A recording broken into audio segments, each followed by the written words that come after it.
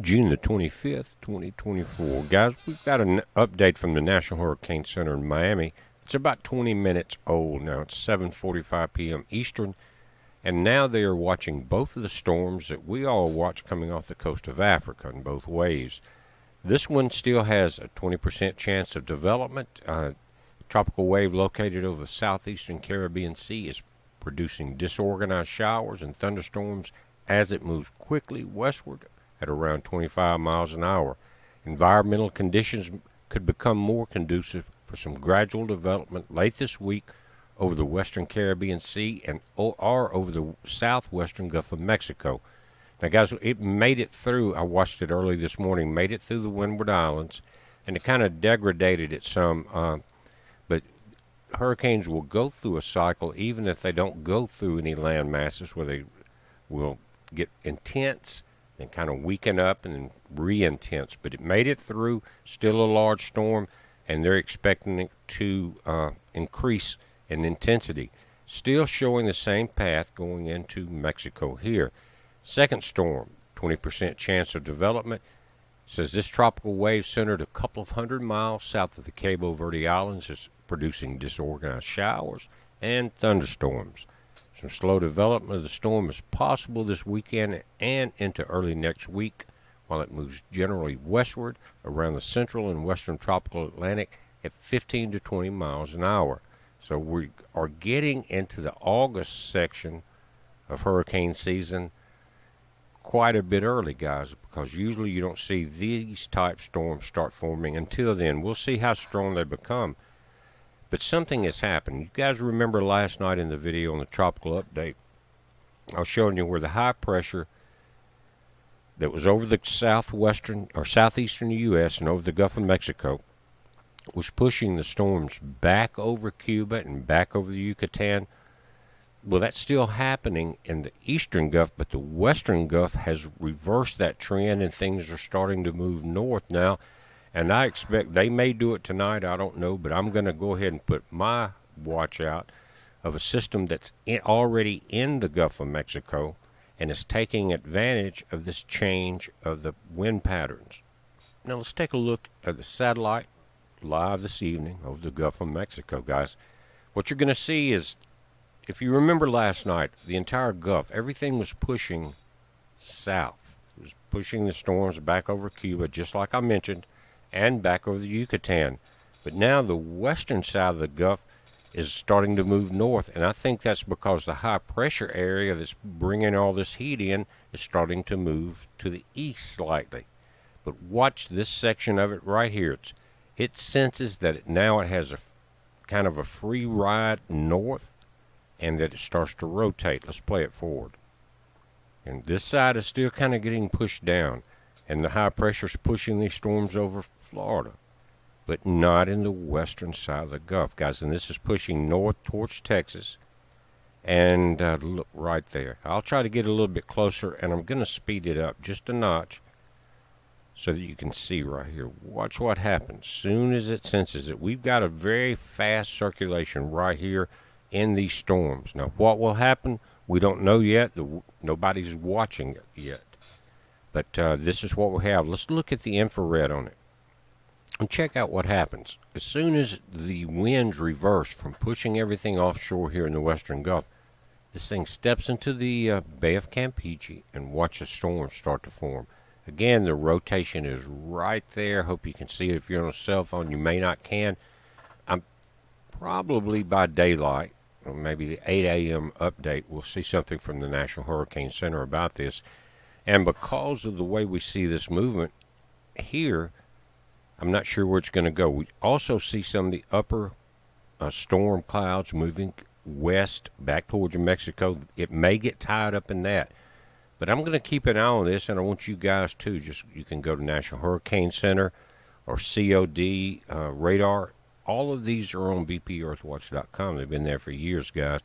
Now, let's zoom in to this area right here, just west of the Yucatan, kind of coming out of the Bay of Campeche at this point. Right here, guys. Can you see the rotation at the surface? And notice it's not close to the Mexican border here. This section of the Gulf is pushing west. This section is kind of following this northern pattern. And when you see that angle, guys, just think of Texas and realize that we're going to have to watch everything. If the high pressure zone is moving that far to the east and allowing this to kind of restart its northerly pattern, then we're going to have to watch the storm in the Caribbean that's coming up in the other one too.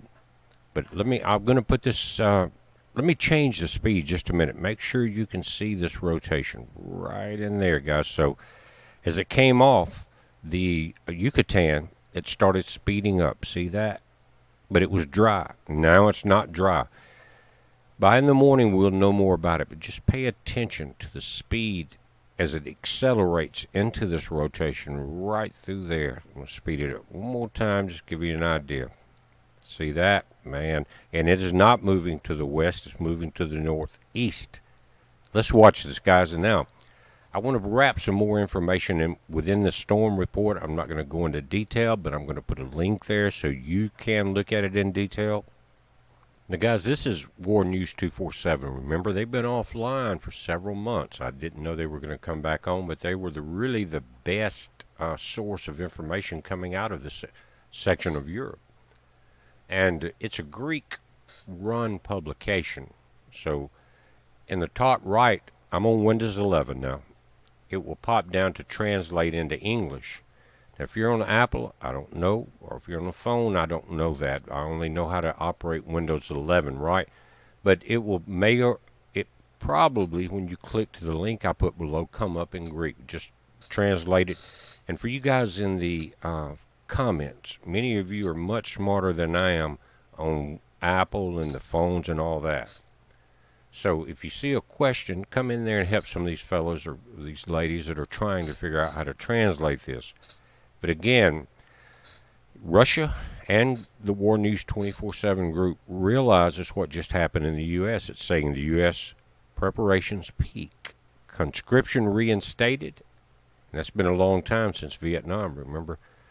30 B-52s re-equipped with nukes, guys, and SM-6s on F-18s. NORAD orders major air defense exercises in Washington. They're expecting a strike there. The demons, they don't want to hear peace. They want utter destruction. And I think it's because they know they're not getting out of this alive, and they don't want anybody else to either. Now, one thing about this, you need to look up the order, or the whatever it is, the new law that says that 16-year-old male and females are going to be drafted or can be drafted. And look at, I think it's in Section 3 maybe, it says, unless you're an illegal alien. Now do you understand what the replacement theory is?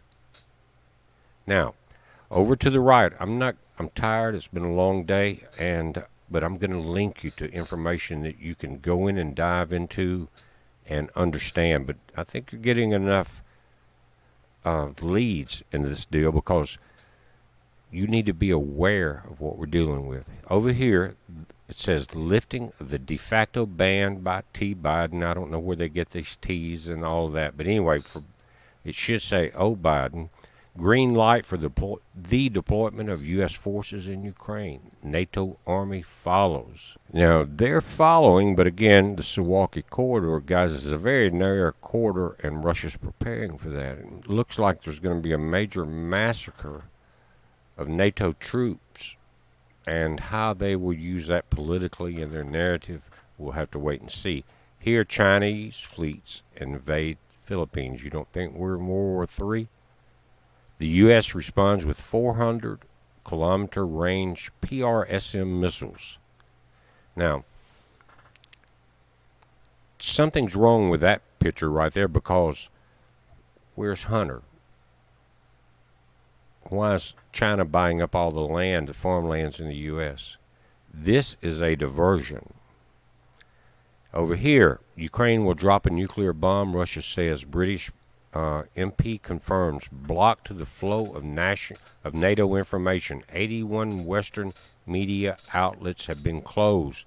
The bomb is almost ready. Materials are being transported from Romania and Poland. And guys, that's the most alarming of all of these, simply because what they're saying, 81 Western media outlets closed. You shut down the information.